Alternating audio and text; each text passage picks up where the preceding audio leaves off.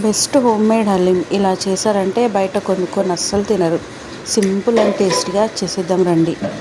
ముందుగా ఫస్ట్ ఈ గ్లాస్తో పైన చూపిస్తున్నట్టు పప్పులన్నీ 4 అవర్స్ నానబెట్టుకోవాలి, లేదంటే అట్లీస్ట్ 2 అవర్స్ నానబెట్టుకొని కుక్కర్లో వేసుకొని ఇక్కడ చూపిస్తున్న క్లిప్ లాగా వాటర్ పోసుకొని మంచిగా మెత్తగా ఉడికించుకొని పప్పు గుత్తితో ఇలా మ్యాష్ చేసుకొని, లేదంటే మిక్సీలో కూడా వేసుకోవచ్చు.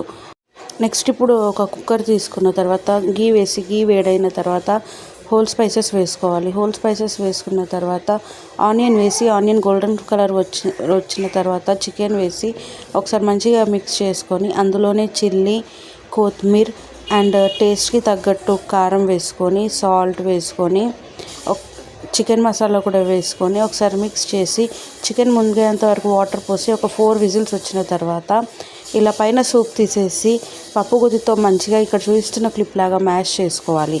నెక్స్ట్ ఒక గిన్నె పెట్టుకొని అందులో గీ ఆయిల్ వేసి ముందుగా పేస్ట్ చేసింది వేసుకొని ఒకసారి మిక్స్ చేసి చికెన్ వేసుకొని మిక్స్ చేసిన తర్వాత ఫ్రైడ్ ఆనియన్ వేసి కొత్తిమీర వేసి ఒక 2 మినిట్స్ కంటిన్యూస్గా మిక్స్ చేసుకొని వేడివేడిగా సర్వ్ చేసుకుంటే మన హలీం రెడీ.